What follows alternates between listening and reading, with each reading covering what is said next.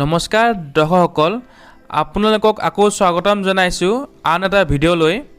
আজি আমি আলোচনা কৰিম ক্লাছ 9 আৰু ক্লাছ 10ৰ ছমহীয়া আৰু বছৰেকীয়া পৰীক্ষাৰ নম্বৰসমূহ আমি কেনেদৰে অনলাইনত এণ্ট্ৰি কৰিব লাগিব। ইতিমধ্যে আমাৰ মাননীয় শিক্ষামন্ত্ৰী ৰণোজ পেগুদেৱে ঘোষণা কৰিছে যে এতিয়াৰে পৰা আমি ছমহীয়া আৰু বছৰেকীয়া পৰীক্ষাৰ নম্বৰসমূহ এটা ৱেব পৰ্টেলত আমি ভৰাব লাগিব আৰু সেবাৰ ফালৰ পৰাও এনেকুৱা এখন নটিফিকেশ্যন বা জাননী ইতিমধ্যে প্ৰকাশ কৰা হৈছে। তেন্তে আহক আমি এই ভিডিঅ'টোত এই বিষয়ে অলপ আলোচনা কৰোঁ। আমি পোনপ্ৰথমে সেবাৰ যোনটো অফিচিয়েল ৱেবছাইট আছে sebaonline.org-ত আমি যাব লাগিব। সেই ৱেবছাইটটো খোলাৰ পিছত আমি এনেকুৱা এখন পেজ পাম। তাৰ পিছত আমি যদি বাওঁফালে চাওঁ তেতিয়া আমি দেখিবলৈ পাম কুইক লিংক বুলি এটা শাখা। তাৰ তলতেই প্ৰথম যোনটো অপশ্যন আছে আমি সেই অপশ্যনটোত আমি যাব লাগিব। সেইটো অপশ্যন কি? Internal examination marks entry portal. এইটো লিংকত আমি ক্লিক কৰি দিলেই আমি আন এটা পেজলৈ যাম আৰু এই পেজটোৰ পৰাই আমাৰ ডাটা এণ্ট্ৰিৰ কামখিনি আৰম্ভ হ'ব। শ্ৰদ্ধাৰ দৰ্শকসকল, এই পেজটোৰ আমি যদি বাওঁফালটো চাওঁ তেতিয়া আমি দেখিবলৈ পাম আমি কেনেদৰে আমি ডাটাখিনি এণ্ট্ৰি কৰিব লাগিব তাৰ কাৰণে কিছুমান ষ্টেপ দিয়া আছে আৰু কিছুমান আমি গাইডলাইনো ইয়াৰ পৰা ডাউনলোড কৰিব পাৰিম। আৰু সোঁফালে আমি যদি চাওঁ আমি দেখিবলৈ পাম স্কুল লগইন সম্বন্ধীয় কিছুমান অপশ্যন। আমি নিজৰ স্কুলৰ ডাটাখিনি এণ্ট্ৰি কৰিবলৈ পোনপ্ৰথমে লগইন কৰিব লাগিব। অৰ্থাৎ আমাক কি লাগিব? স্কুল আই ডি আৰু পাছৱৰ্ড। ইতিমধ্যে চাইবাৰ ফালৰ পৰা আমাক এই তথ্যখিনি দিয়া হৈছে। আমি তথ্যখিনি শুদ্ধকৈ ভৰোৱাৰ পিছত আমি লগইন অপশ্যনটো ক্লিক কৰিলেই এনেকুৱা এখন পেজ পাম আৰু এইখনেই হ'ল আমাৰ ডেছবৰ্ড। এই ডেছবৰ্ডখন যদি আমি মনোযোগেৰে চাওঁ তেতিয়া আমি দেখিবলৈ পাম ফ্ৰণ্ট পেজটোত আছে ৱেলকাম আৰু তাৰ তলতে কি লিখা আছে? স্কুলখনৰ নাম আৰু তাৰ তলত আছে ইম্পৰ্টেণ্ট নটিফিকেশ্যন। তাৰপিছত আমি দেখিবলৈ পাম লিষ্ট অফ এক্সামিনেশ্যনছ। ইয়াতে আমি exam name, class, start date, end date আৰু ষ্টেটাছ দেখিবলৈ পাইছোঁ। ইয়াতে আমাক বৰ্তমান কোনটো এক্টিভ ষ্টেটাছত আছে সেইটো হ'ল ক্লাছ 10ৰ হাফ ইয়াৰলি এক্সামিনেশ্যন 2021। আমি ডাটাখিনি কেতিয়াৰ পৰা ভৰাব লাগিব? 25/10/2021 পৰা আৰম্ভ কৰি লাষ্টৰ ডেটটো কি? 31/12/2021। এতিয়া যদি আমি ক্লাছ 10ৰ হাফ ইয়াৰলি এক্সামিনেশ্যনৰ ডাটাখিনি যদি এণ্ট্ৰি কৰিব বিচাৰোঁ তেতিয়াহ'লে আমি স্ক্ৰীনৰ বাওঁফালে থকা আৰু ডেছবৰ্ডৰ তলত থকা option marks entry for class 10 এই অপশ্যনটোত আমি ক্লিক কৰি দিব লাগিব। এতিয়া আমাৰ সন্মুখলৈ এটা নতুন পেজ আহিছে। ইয়াতে আমি কি দেখিছোঁ? Class 10 half yearly 2021, class, start date, end date আৰু একশ্যন। আমি একশ্যনৰ তলত আমি কি দেখিবলৈ পাইছোঁ?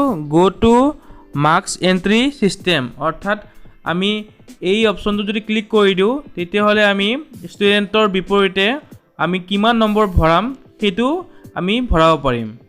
তেন্তে আমি ক্লিক কৰি দিওঁ। ক্লিক কৰি দিয়াৰ লগে লগে আৰু এটা নতুন পেজ খোল খাব। ইয়াতে আমি কি দেখিবলৈ পাইছোঁ? লিষ্ট অফ ক্লাছ 10 ষ্টুডেণ্টছ 2021 আৰু তাৰ তলত কি আছে? Student name, father's name, date of birth, gender আৰু একশ্যন। আমি ষ্টুডেণ্টৰ বিপৰীতে নম্বৰ ভৰাবলৈ হ'লে আমি সেই ষ্টুডেণ্টৰ বিপৰীতে একশ্যনৰ তলত যোনটো অপশ্যন থাকে এণ্টাৰ বুলি তাতে আমি ক্লিক কৰিব লাগিব। এণ্টাৰ বুটামটো ক্লিক কৰাৰ লগে লগে এনেকুৱা এখন নতুন এটা পেজ আমি দেখিবলৈ পাম। ইয়াৰে কিছুমান গাইডলাইন আছে। এই গাইডলাইনবোৰ আমি প্ৰথমতে জানি ল'ব লাগিব নম্বৰখিনি ভৰোৱাৰ আগতে। গাইডলাইনখিনিৰ ইম্পৰ্টেণ্ট পইণ্টকেইটা হ'ল যে আমি থিয়ৰী বা প্ৰেক্টিকেলত যিমান নম্বৰৰ পৰীক্ষা হয়, ধৰি লওক 100ৰ ভিতৰত যদি পৰীক্ষা হয় আমি 100ৰ ভিতৰৰ পৰীক্ষাৰ নম্বৰখিনিহে ভৰাব লাগিব। কোনো ধৰণৰ পাৰ্চেণ্টেজ ভৰাব নালাগে।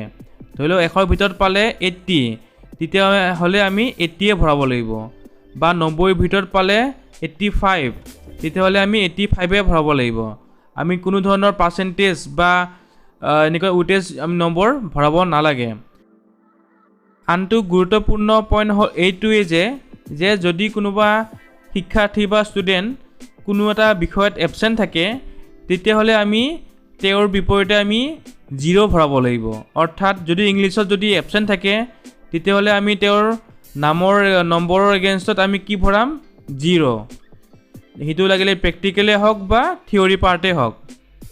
আৰু যদি তেওঁ গোটেইকেইটা পৰীক্ষাতে এবচেণ্ট থাকে তেতিয়াহ'লে আমাৰ যোনটো আছে এটা অপশ্যন, যদি আমি আপোনালোকে দেখা পাইছে click here if the student is absent in all the subjects of the examination. ইয়াতে আমি ক্লিক কৰিব লাগিব। ক্লিক কৰিলে তেওঁ গোটেইখিনি ছাবজেক্টত বা গোটেইখিনি পৰীক্ষাত এবচেণ্ট থকা বুলি প্ৰমাণ হৈ যাব আৰু এনেকৈ ছাবমিট আমি কৰিব লাগিব। প্ৰত্যেক ষ্টুডেণ্টৰ ডাটাবোৰ ভৰোৱাৰ পিছত আমি এনেকুৱা ধৰণৰ এখন পেজ দেখিবলৈ পাম। ইয়াতে আমি কি দেখিবলৈ পাইছোঁ যে যিসকলৰ আমি ছাবমিট কৰিছোঁ নম্বৰখিনি তেওঁলোকক আমি ছাবমিটেড বুলি অপশ্যন আহিছে। যিসকলক আমি এবচেণ্ট দেখাইছোঁ তেওঁলোকক আমি এবচেণ্ট বুলি আমি দেখিবলৈ পাইছোঁ আৰু যিসকলৰ আমি নম্বৰ ভৰোৱা নাই তেওঁলোকক আমি এণ্টাৰ বুলিয়ে ইয়াত আহিছে। নম্বৰখিনি শুদ্ধকৈ ভৰোৱাৰ পিছত আমি চেকলিষ্ট অপশ্যনত ক্লিক কৰিব লাগিব। এই অপশ্যনটো ক্লিক কৰিলে আমাৰ সন্মুখলৈ এনেকুৱা এখন পেজ আহিব। এই পেজখনত আমি দেখিবলৈ পাইছোঁ please select year, select class, please select exam type আৰু চাৰ্চ। আমি গোটেইখিনি ক্লিক কৰাৰ পিছত আমি চাৰ্চ কৰি দিলে এখন লিষ্ট আমি দেখিবলৈ পাম। এই লিষ্টখন ভালদৰে মন কৰি বা প্ৰিণ্ট উলিয়াই আমি ভেৰিফাই কৰিব লাগিব আৰু গোটেইখিনি শুদ্ধ হোৱা বুলি আমি ভাবি ল'লে আমি ফাইনেল ছাবমিট অপশ্যনত ক্লিক কৰি দি পেলাই গোটেইখিনি আমি ছাবমিট কৰি দিব লাগিব। শ্ৰদ্ধাৰ দৰ্শকসকল, আশা কৰোঁ এই ভিডিঅ'টো চাই আপোনালোকে ভাল পাইছে। যদি ভাল পাইছে আমি অনুগ্ৰহ কৰোঁ যে আপোনালোকে যাতে চেনেলটো ছাবস্ক্ৰাইব কৰি দিয়ে আৰু ভিডিঅ'টো লাইক কৰি দিয়ে। বৰ্তমান আমি ইয়াতে অন্ত পেলাইছোঁ। ধন্যবাদ।